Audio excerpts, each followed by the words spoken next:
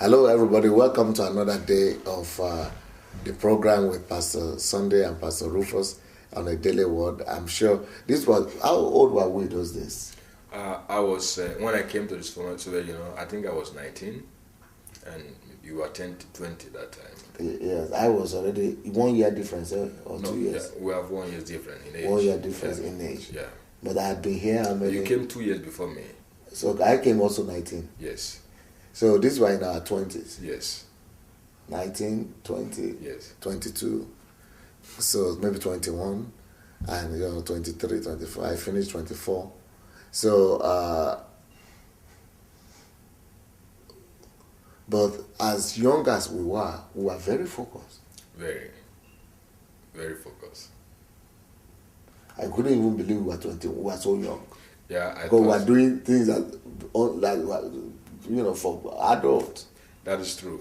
I think the system we were in really helped us indeed, because we were in seclusion and we had to count on God and on each other. To survive. Yeah, to survive. So there was no other way. So those things helped us really to mature quickly.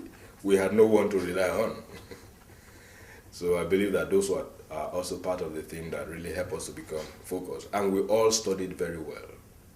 Apart from the fact that we were, in those days we had other students from different countries who were not focused. Even though they came to study, they were following girls, they were pursuing financial fortunes and many things like that.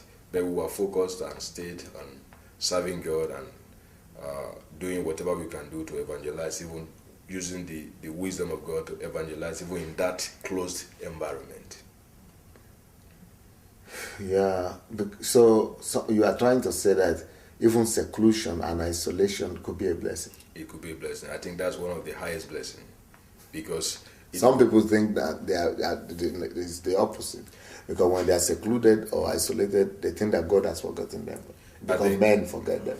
I think that is when you use the opportunity of your seclusion to focus on God. I think because when you are not secluded, sometimes you don't even have time to focus, because we'll be distracted by many things. If you notice, for example, I think it's still the same thing that happened to Joseph when he was young and was carried away into Egypt. I think that situation also helped him in a way to develop himself and to develop his character and become ready to be used of God when the time came for deliverance of his people from hunger. I think seclusion is really very good.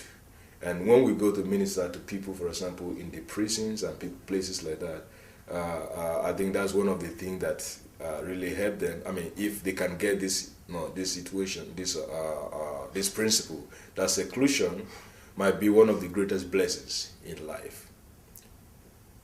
Because when you are not in seclusion, you may not be able to take out the time to really seek God, even though you know that is true. Or to think. Yeah. Or to meditate. Yes. Because one of the factors that people who have been studying my ministry and my life have come to, especially people who grew up in the same country like me, one of the things they are all saying is that the reason, Pastor Sandey, you are different is because you never went through the same religious system. Yeah, that you are not born again, you are not raised up in Nigeria. Mm-hmm. Your Christianity was developed in seclusion. Yes. So they are now saying that is a factor in what God is doing today. I believe that. Because it's very, very easier, just like Jesus said that you cannot pour new wine into old wineskin. Okay.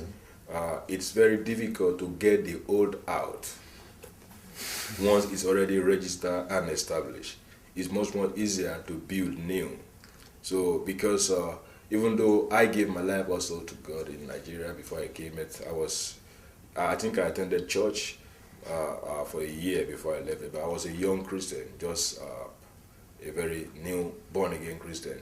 So you could be remolded. Yeah, it was very easy for me to be remolded. If I had been established in the system I was in, it would have taken longer time for me to be able to change my mind. For example, as I said, when I saw you, and the other brethren, because they were also from different backgrounds and different countries. When I saw them, it became much more easier for me to see that my own belief and understanding of Christianity was a deception. So it was very easy for me to change.